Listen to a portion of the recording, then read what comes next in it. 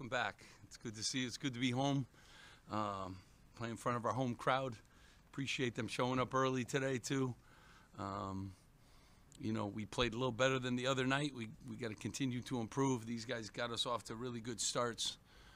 But I liked how we flipped the script on our rebounding. You know, we did a really good job. We had 2 really good days of preparation, and we were locked in. And, you know, again, we got to get better, turn the ball over too much. But, again, thankful, the crowd. It was great to see the band again and the cheerleaders and the dance team and all that. And love playing here at Jersey Mike's, that's for sure. Yeah. Steve, this is the 8th year I've covered you. This is the first time I recall you making 2 lineup changes after game 1. Why did you do that, and what do you think of the results that you got? Well, I liked the way everybody responded.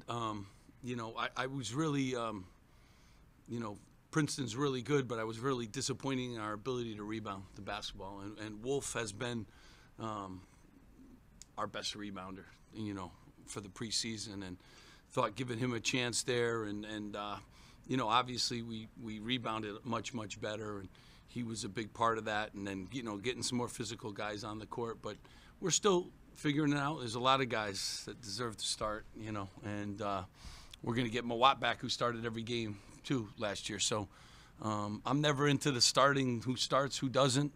The guys that play well, you know, really played a lot of minutes, and I really like the way, again, they responded to a tough couple days and some good prep, and now we got to do the same thing. Bryant's talented, and, you know, we got 1 day to prepare for them. Touched on the turnovers a little bit. Rutgers committed 13 turnovers in the first half. In the second half, only 4. What was the what caused that change in the second half? Yeah, I mean, I think our guys, you know, just kind of settled in and you know, just did a really good job about being focused. The last like 6 minutes of the first half, we didn't turn the ball over, and then we started that second half on a big run. So we got to do a better job. These guys will devour film, you know, but you know, we got to do a better job from the free throw line, taking care of the ball a little bit better, and I think we will. I like this team's approach. Steve, what did you think of the pace this group?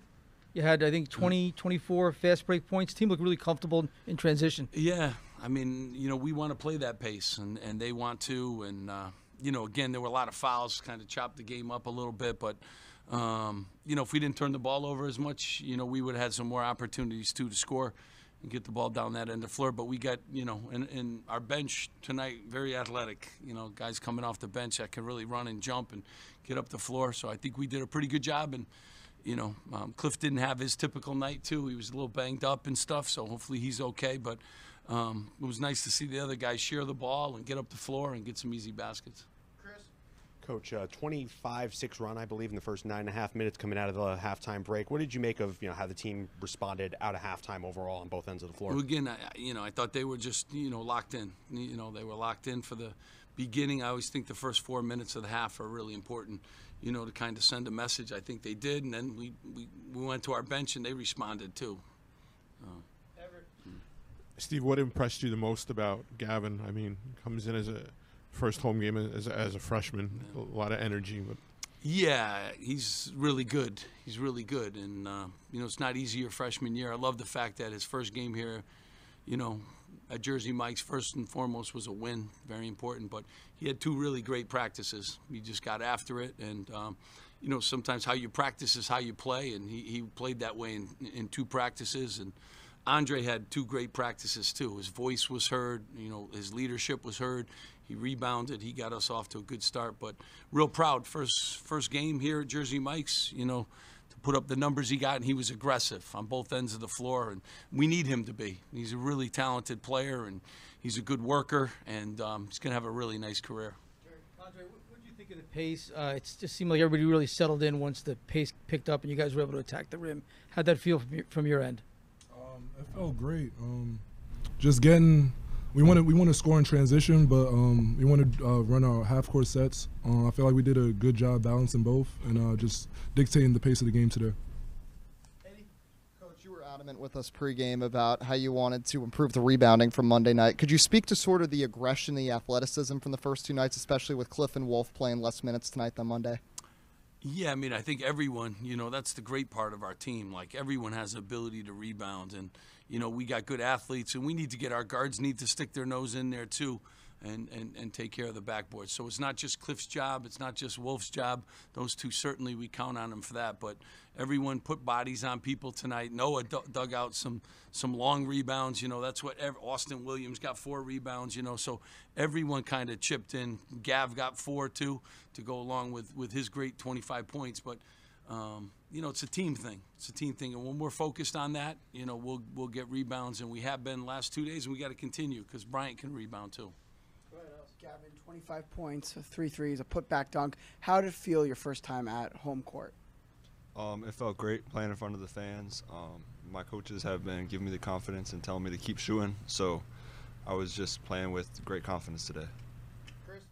Coach, it looked like Cliff Morey had left for the locker room a little bit early into the first half and then came back in the second. Just how is he feeling, and is there any lingering concern there? He's in the room right now. Austin was banged up too a little bit. A couple guys had some, Wolf had some bang up too. So I hope they're all right. They got to heal quickly. We got a game in, 40 hours or so. Two quickies for me. Austin Williams made a play early on where he dove and saved the ball right in front of your bench. Mm-hmm. It seemed like that got everybody really fired up. He collected some floor burns tonight. Tell me about his hustle. I love it. I mean, Austin's kind of unique, as we're learning him. He can really get downhill and get to the rim, but he's really strong. He can guard multiple positions. He hasn't played a basketball game. So these are his first basketball games in 600 days. So, it's been a long layoff, for him. And so excited about what he brings, but he needs to bring that energy and that physicality. And, I really think as he continues to learn what we need him to do on the court, I think he's going to have a really good year for us. The second thing was, we talked about this a little bit, but the idea of playing Wolf and Cliff together, you did that again tonight. Yeah. What do you think of the potential there? Yeah, I mean, we're going to continue to, again, we out-rebounded them. That was a big part of it, and obviously that, helped us. They got to keep, having great chemistry together. I think they have a unique opportunity, to be 2 really good low-post guys. And, we didn't handle the double teams well tonight. We have been really handling double teams pretty well in practice. So we got to keep playing those guys more and more together at the same time, and to continue to evolve that rotation. Wolfolk, 8 rebounds in just 14 minutes. What has made him so successful on the glass to start the season? I mean, he goes for every rebound, so that's the first part, both ends of the floor. But he's real physical. He's really good timing, and, he's athletic. Gavin, you had a stretch towards the end of the first half when Rutgers started to take a lead where you made, I think, 3 of 5 from the floor. Just did you feel like anything sort of clicked offensively for you during that stretch, and if so, what? I think that during that stretch, I got a couple mismatches that I had the advantage on, so I was just trying to take advantage of that. And my teammates were doing a great job getting me the ball, so I was in great positions. That's good. Awesome. Guys, I just want to say I appreciate you guys being back, and it was a great tribute to Phil Sellers and that family. The thrill. I've heard more and more stories, and I just want to continue praying for family. Very thankful for what he did for our program, and sad that he's not here. But there's been some great Rutgers people, and we're getting more and more Rutgers basketball players to come back and visit us, former players. And I've gotten to know that 75, 76 era team through, Phil passing, being at different events, and it's really just a special group. And I think being a Rutgers basketball player is a special, special knighthood, as we call it now. And so just very thankful that we were able to honor him tonight. And then I wanted my prayers out to Mike McDonald, one of our other, who's fighting some health issues right now too. So Mike, hopefully you watch the game, and we're rooting for you. And he's one of the great ambassadors of Rutgers basketball and Rutgers University. So thankful and praying for him. And then we had one, I don't know if you want to call him the fan of the day. We had a young man who's 16 years old that had a really tough, car accident, and for 6 months he was not doing well, and he had a goal to be here for our first opening night, and just really proud of him. He got to come in the locker room after the game, and if you saw the obstacles that this young man had to go through, and basketball was a big part of what kept him going. His therapy was basketball, and he had brain surgeries, and you know, he had to learn how to eat again, and you know, Rutgers basketball's special. It really is, and you know, just thankful that he was able to, you know, spend some time with us today, and real proud of him and all the obstacles that he fought through just to be here today. So I just did want to mention that too. All right, appreciate you guys.